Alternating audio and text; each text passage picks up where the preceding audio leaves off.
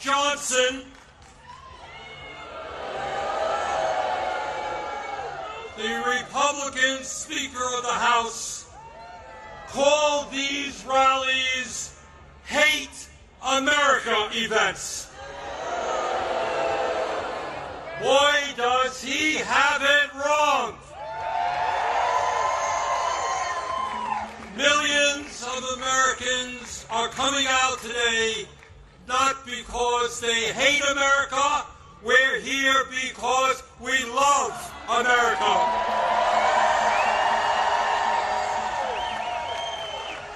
We're here because we're going to do everything we can to honor the sacrifices of millions of men and women who, over the last 250 years, fought and sometimes died to defend our democracy and our freedoms. In 1776, with extraordinary courage, the founders of our country announced to the world that they would no longer be ruled by the King of England, a king who had absolute power over their lives. They demanded freedom. And to bring that about, they fought a bloody war against the British Empire and the most powerful military in the world. Tens of thousands of Americans died in that 8-year war, but our forefathers fought on and they won.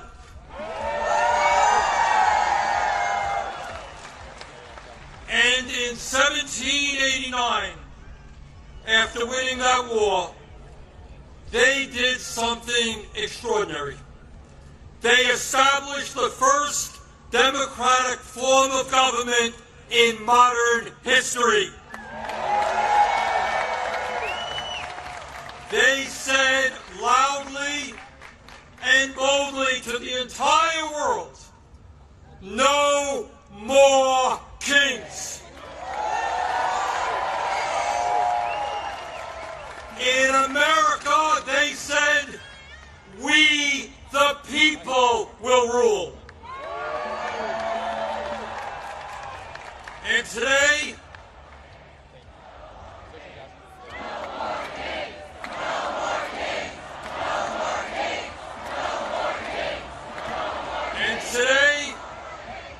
today in the year 2025, in this dangerous moment in American history, our message is exactly the same.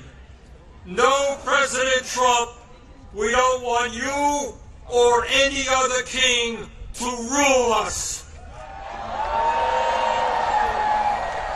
Thank you very much, but we will maintain our democratic form of society. We will not move toward authoritarianism in America. We, the people, will rule.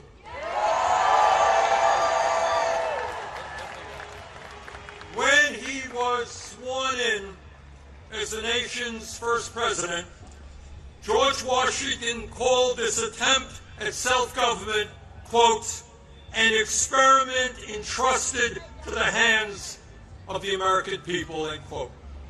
My fellow Americans, in an unprecedented way, that experiment is now in danger. It is in danger when we have a president who wants more and more power in his own hands and in the hands of his fellow oligarchs. It is in danger when we have a president who claims that peaceful protests in Portland, Oregon, or Chicago, Illinois, is an insurrection, and calls in the U.S. military, and then threatens to arrest the mayors and governors who resist him. It is in danger when we have masked agents working for ICE, breaking down doors, throwing people into vans without due process, and taking them to God knows where. It is in danger when we have a president who sues and intimidates the media, who wants no criticism of him and his policies, and who undermines the First Amendment of our Constitution, the very foundation of American democracy. Our country is in danger when we have a president who threatens to arrest or imprison political opponents who stand against them, including the Attorney General of New York State, a sitting U.S. Senator, and the Governor of California. It is in danger when we have a president who undermines freedom of thought and dissent at our colleges and universities, and who attacks law firms that oppose him in court. It is in danger when we have a president who threatens to impeach judges who rule against him. It is in danger when we have a president who ignores Congress, refuses to spend money that Congress appropriates, and takes away money from states who voted against him. It is in danger when we have a president who demands that states redraw congressional maps to ensure that his chosen candidates win future elections. It is in danger when we have a president who illegally fires tens of thousands of federal employees right here in Washington, D.C. and throughout our country, and rips up union contracts that workers have fought for and won. It is in danger when we have a president who grossly violates the Constitution by accepting gifts from foreign leaders, including a $400 million plane from the royal family of Qatar, and then allows that family to build an Air Force facility in Idaho. Let us be clear. This moment is not just about one man's greed, one man's corruption, or one man's contempt for the Constitution. This is about a handful of the wealthiest people on earth who, in their insatiable greed, have hijacked our economy and our political system in order to enrich themselves at the expense of working families throughout this country. Yes, I am talking about Elon Musk, Jeff Bezos, Mark Zuckerberg, and the other multi-billionaires who were sitting right behind Trump when he was inaugurated. Remember that? The very same billionaires who funded his campaign, who have bestowed gifts upon him, and who have seen huge increases in their wealth and power since Trump took office. Yes, I am talking about the insanity of one person, Mr. Musk, owning more wealth than the bottom 52% of American households. I'm talking about the incredible injustice of the top 1% in America now owning more wealth than the bottom 93%. I'm talking about the richest people in America becoming much, much richer, while 60% of our people live paycheck to paycheck, struggling every day to pay their rent and mortgages, pay for child care and education, pay for their health care and prescription drugs, afford decent quality food for their kids, and maybe, just maybe, put aside a few bucks for their retirements. I am talking about our nation, the richest country in the history of the world, having the highest rate of childhood and senior poverty of almost any major country on earth. I am talking about our great nation having 85 million Americans uninsured or underinsured, and 800,000 people who are homeless, including people a few blocks from here. All the while Mr. Musk is on his way to becoming a trillionaire.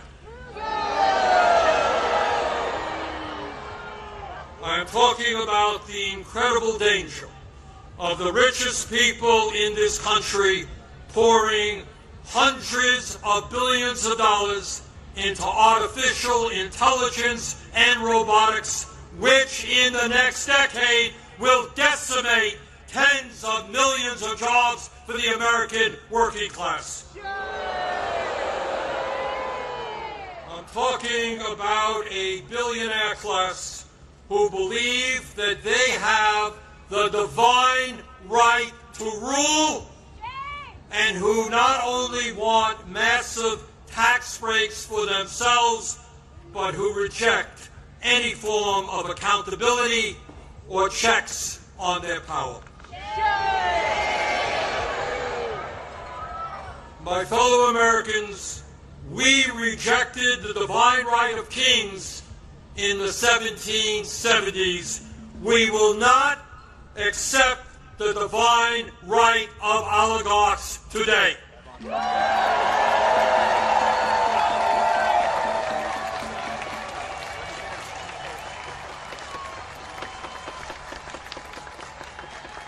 And now let's take a brief look at where we are today. Where we are today on the 18th day of a government shutdown, which is depriving millions of federal employees of the paychecks they desperately need and deserve.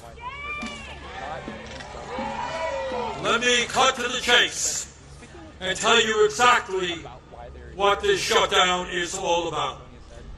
As a result of Trump's big, beautiful, disgraceful bill, which made massive cuts to Medicaid and the Affordable Care Act, 15 million low-income and working-class Americans are going to lose the health care they desperately need to stay alive. My friends, studies suggest that when you throw those 15 million people off of the health care they presently have, 50,000 of them will die unnecessarily every single year. 50,000 Americans will die unnecessarily every single year. But that's not all.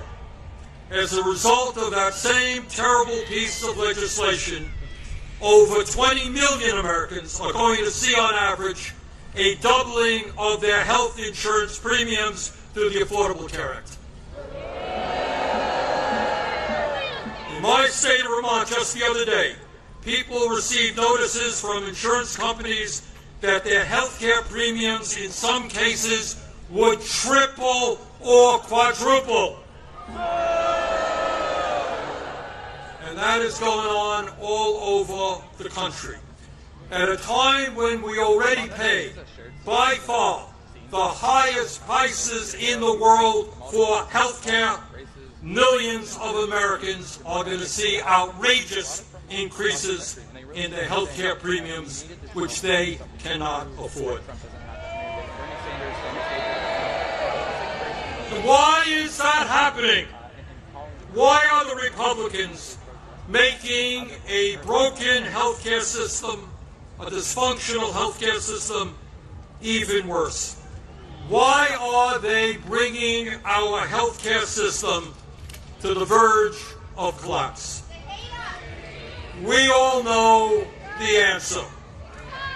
We all know the answer. It was to give $1 trillion in tax breaks to Mr. Musk, Mr. Bezos, Mr. Zuckerberg, Mr. Ellison, and the rest of the 1%. $1 trillion in cuts to Medicaid and the ACA, $1 trillion in tax breaks for the 1%. That, my fellow Americans, is what this shutdown is all about. And let me be as clear as I can be. No, I will not vote for a budget that throws 15 million Americans off their health care.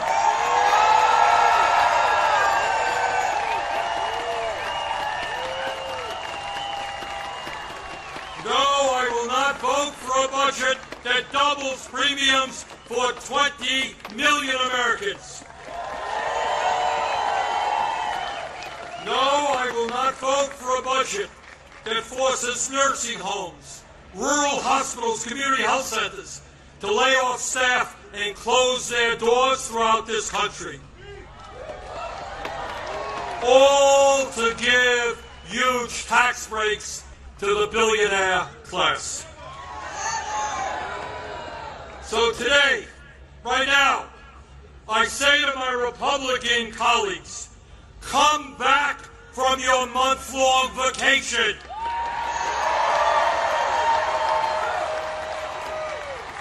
Start negotiating and do not allow the American healthcare system to be destroyed. End this shutdown.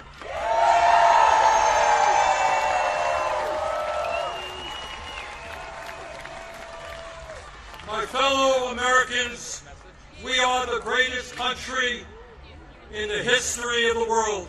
And when we stand together and don't allow demagogues to divide us up, there is nothing that we cannot accomplish.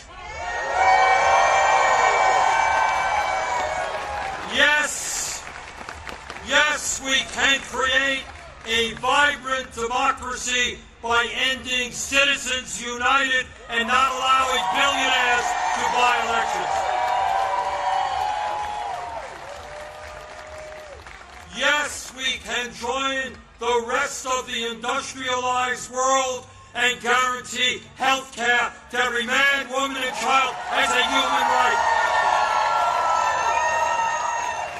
Yes, we can build millions of units of low-income and affordable housing and allow our younger generation to enjoy the American dream and own a home of their own. Yes, we can make public colleges and universities tuition-free and have the best child care and public school system in the entire world. Yes, we can expand Social Security so that every senior in our country can retire with dignity. Yes, we can raise the minimum wage to a living wage, and guarantee every worker the right to join a union. Yes, we can lead the world in transforming our energy system away from fossil fuels and create millions of good jobs as we save the planet. Yes, we can guarantee that every woman in this country has the right to control her own body.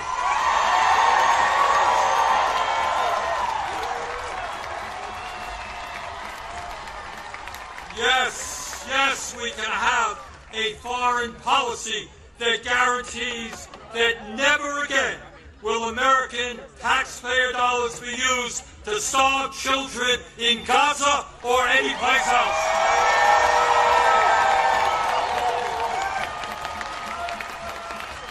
And now let me raise a question that I've been asked over and over again. Bernie, great ideas, but how are you going to pay for them?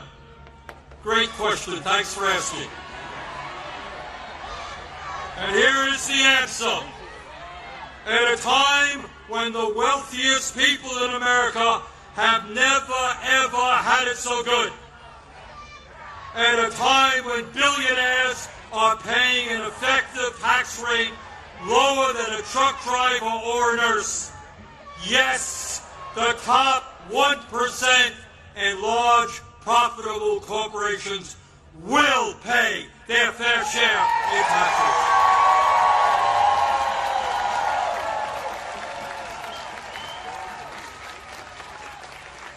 My fellow Americans, the establishment, including the corporate media and many of my colleagues in Congress, want you to believe that you are powerless. They want you to believe that you cannot change the status quo. But that is a lie.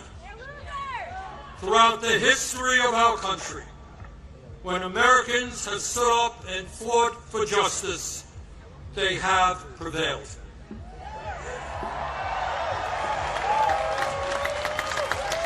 When the founders stood up to King George, they were told it was impossible, but they won.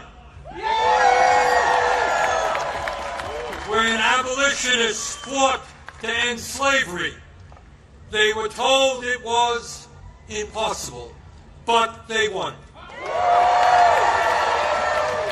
When workers organized to form unions and stood up to their bosses, they were told it was impossible, but they won.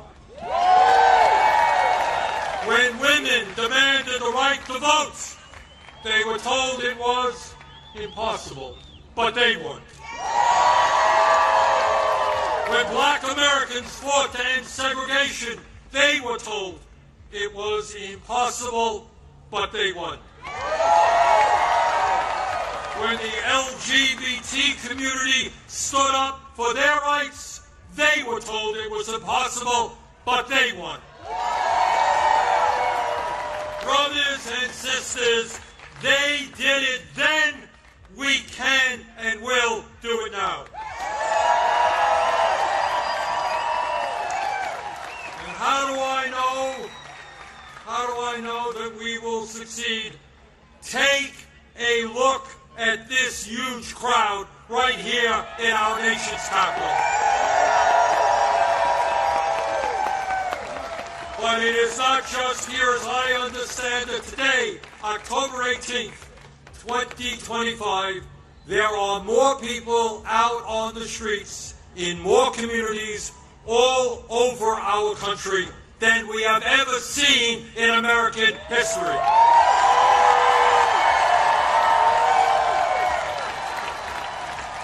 Brothers and sisters, this is not the end. This is just the beginning.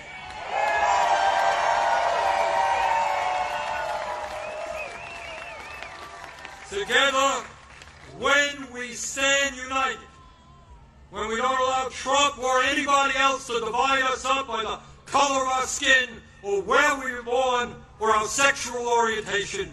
When we stand together, we will create the kind of nation that you and I know we can become.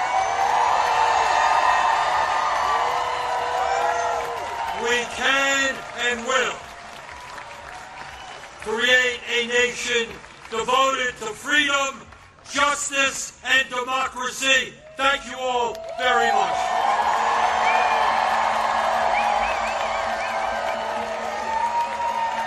During a No Kings rally on Saturday, Bernie Sanders, Independent Vermont, delivered a fiery speech criticizing Donald Trump and warning of what he called a dangerous slide toward authoritarianism in the United States.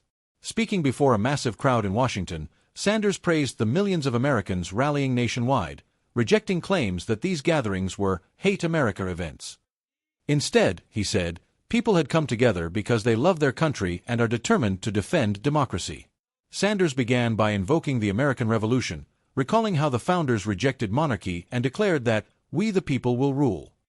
He argued that this same message remains vital today as Trump seeks to consolidate power. No, President Trump, he declared. We don't want you or any other king to rule us. We will maintain our democratic form of society. The senator accused Trump of endangering democratic institutions through actions such as threatening political opponents, intimidating the media, undermining the First Amendment, and ignoring Congress. He cited instances of Trump's administration deploying federal forces against protesters, intimidating local officials, and disregarding constitutional checks and balances. He also pointed to allegations that Trump accepted gifts from foreign leaders and used the presidency to benefit the wealthy elite. Sanders tied these concerns to the concentration of wealth and power among a small group of billionaires, singling out Elon Musk, Jeff Bezos, and Mark Zuckerberg. He noted the vast economic inequality in the United States, where the top 1% own more wealth than the bottom 93%, while millions of working families live paycheck to paycheck. He warned that unchecked corporate power and technological change driven by the ultra-rich threaten both economic security and democratic governance. The senator also addressed the ongoing government shutdown, blaming it on Trump's healthcare cuts and tax giveaways to the wealthy. He warned that millions of low-income Americans could lose coverage, with tens of thousands dying each year as a result. He vowed to oppose any budget that sacrifices healthcare access to fund tax breaks for the rich. Sanders laid out an alternative vision for the country, calling for universal health care, affordable housing, tuition-free public education, expanded social security, living wages, strong unions, climate action, reproductive freedom, and a more humane foreign policy. He argued that these goals could be achieved if billionaires and large corporations paid their fair share in taxes. He urged the crowd to reject the idea that ordinary people are powerless. Throughout U.S. history, he said, major victories for justice, from the Revolution to abolition, labor rights, women's suffrage, civil rights, and LGBTQ+ equality, have been won through mass movements. Sanders concluded with a call for unity, declaring that this moment marks not the end but the beginning of a new fight to protect democracy. When we stand together, he said, we will create a nation devoted to freedom, justice, and democracy.